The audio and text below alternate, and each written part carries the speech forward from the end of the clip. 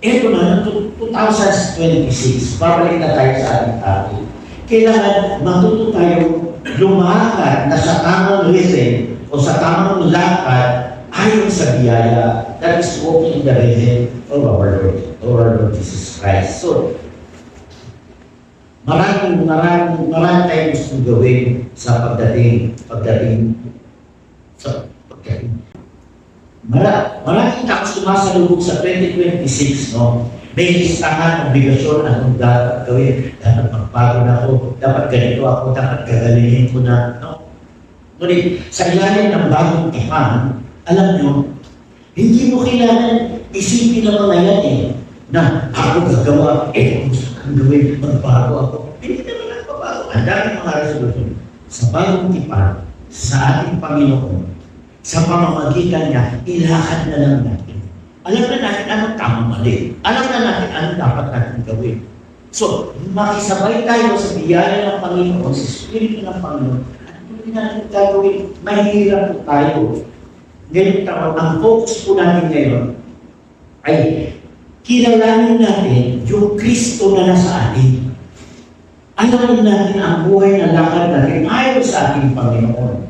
Kaya lahat ng tinitigyan, lahat ng mga doktrina, lahat ng dapat gawin, lahat ng mga mali, ang tingin po natin ngayon ayon sa lente ng Panginoon. Ito yung ang nararapat dahil sa wala. Sabi ko na hindi natin alam ang 2026, 2027. Kaya dapat maging spiritual ang katayuan natin dahil doon lang tayo makakuha ng ating peace and comfort sa ating Panginoon. Kasi nasa pintuan na po ang gera sa totoo lang. Kaya ako, nagpe-pray ako, wala na talaga tayong gagawa. Maski sa panahon natin, alam nyo, marami na tayong submarina na tayo, dami na tayong jet, at Korea, binibigay sa atin, binibenta natin. Ang dami na, kaya na natin lumakan, labanan na talaga. No? Kaya natin ma-survive na isang buwan, tapos darating ang mga alay. Kaya na po yan. Meron na tayong mga galing ng mga missile dahil sa India. Meron, bibigay ang South Korea, nagbibigay ang tikiti ng mga jets ng South Korea. No? Ngayon, nagtatawag na sila, makatawag si Wendell, nagtatawag na sila yung mga piloto ng mga drones. No? Mahalaga yun sa panahon na yun. Saan yun? 2026. Pero ang unang target ng China, 2026 mangyari. Diba alam nyo? Dahil sa may biyaya ang Pilipinas, dahil nagiging maayos, dahil maging malakas ang Pilipinas, itong 2027 na extend. Kaya, pinag-test pa rin tayo ng China. So, 2026, ito yung pananaw natin. Kailangan makita po natin ang katayuan natin. Ano ba tayo ngayon? Ako iniisip ko, dahil 68 na ako, wala akong iniisip sa akin para sa pamilya. Wala na ako, hindi nasa Panginoon sila. Sa Panginoon ako. Anytime, pwede ako matiko. Wala na wala akong pinipit. Nag-ayos na kami ng bahay. Maganda, ayos, masaya kami. Ang gagawin lang. The peace and comfort still, it is deep within us. Mananaw natin. Yung nakausap na ako, may problema siya. Paano kung masalit ang problema? At hindi ang problema niya.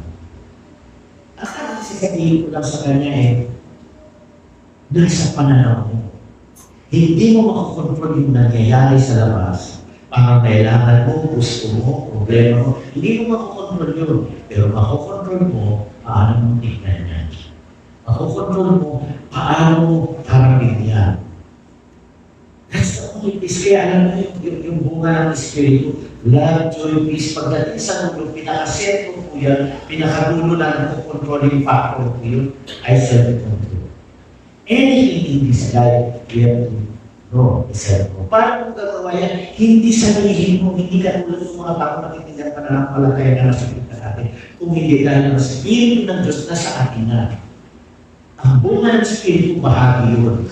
Kung hindi ang Kristo ay sa atin na. Lalo na sa mga kabataan. Ito na ang generation ninyo.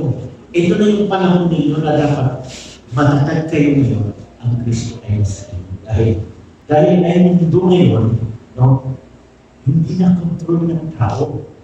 Nagkocontrol na ang artificial intelligence. Kaya yung panahon nila Charles, mga Generation Alpha, no, Generation A, ang titindi na.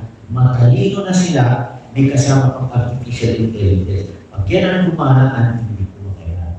So panahon namin, baby boomer. Alam niyo yung baby boomer, galing sa gera, ang henerasyon, wala nang gawin, kundi magtrabaho para sa mga anak. Pumasok naman yung panahon ng mga anak, mga millennials.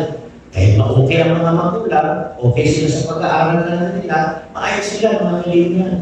Kaya kung makapag-isip na lang sa trabaho, palipat-lipat, bago-bago. Bakit? Ang talino nila, bakit sa panahon nila, may internet na, may information na, alam na nila dapat gawin. Minsan, mas matindi pa sa parents kung pag-iisip. Yung mga millennials, kung bago-bago, pero hindi nila mapapantayan ang katakala ng mga baby. Matindi sa experience, matindi sa era. Kami sa panahon namin, alam nyo, sino mo yun? Kayo nakakain ito, kayo ng kami na ang kulang ay asin. Panahon namin, naka-experience kami. Ngayon, ano sila? Ang mga millennials, ang mga generation Y ngayon, verbal. Tapos grab na lang. Yun ang time nila, lalo na ngayon, darating itong mga, yan, si Generation Alpha na yan, ba't hindi yan? Kaya sabi ko nga, habang nasa dyan, kinakausap mo yan, kinakatak na yan, at tulad ng church. So, I'm talking just about physical being as a human being. Because we have to look ourselves as a spiritual being.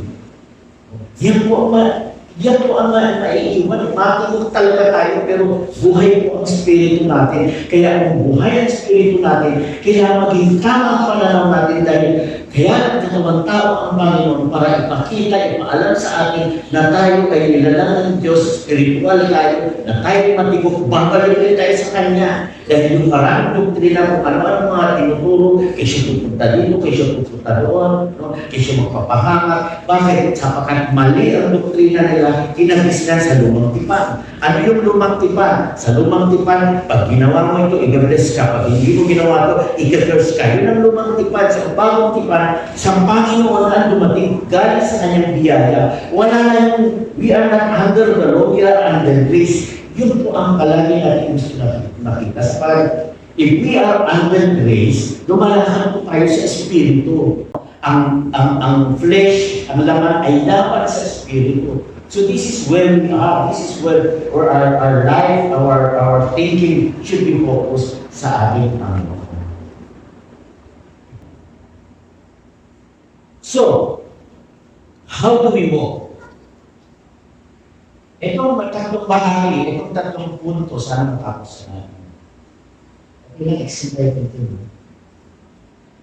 Your identity issue, ang unang bala lang natin, ang ating pagkakahalan nilalang, no? Na bago na tayo nilalang. Dahil sa ating Panginoon, dahil sa biyaya, dahil sa ginawa ng ating Panginoon. Ang mahalaga, habang tayo alam natin ang ating pagkakakilanlan, ang ating kalakasan naman, the fuel is grace. Yung biyaya ng Panginoon na nilalakarin natin, yung kalakasan natin, yung tiyatapayuan natin. At higit sa lahat, ang ating future, ang kinabukasan po natin ay sarado, sagrado, sigurado. No? Unang-una, ito lang eh. Sigurado tayo na sa Panginoon. Matigong ka man ngayon ang Espiritu mo na binuhay ng Panginoon, dahil kilala mo ang Panginoon. Alam mo sino ang Diyos na nagkatawang tao, na hinahang kasalanan, na binigyan ka ng katwiran, at ang Espiritu mo ngayon na lumalakad sa ating Panginoon. Nasa katawan ka, kaya kakamali ka, kung ano pa nangyayari sa iyong buhay, umapalpak, pero tandaan mo, mananatili yung five senses, hindi po. Hindi mananatili yung Espiritu mo na inauna ng Panginoon. Espiritu mo na pinasabi sa atin, yung Diyos na katawang tao, Diyos na Espiritu na katawang tao, para ipakita natin na tayo ay kasama niya, tayo ay nabubuhay sa biyaya niya, tayo ay Espiritu na dahil sa Kanya na. Sadya, ang sinasabi, walang makakasnatch sa kamay niya, sabi ng Panginoon. Walang makakakuha kung ang diablo ay mabilis. Hindi niya makapag-snatch. No? Ang gano'n makakihanda nga eh. Unti-unti sa buhay eh. Eh, at sabi ko, hindi na makakagbigla. Security number 1. Pangalawa, sinabi rin niya, ang tatay ang ama ko, walang kaaral sa kanyang katawan. Yun ang scripture na kita ng security. Medyo, binigyan ko na lang kayo ng final conclusion. Pero tingnan po natin,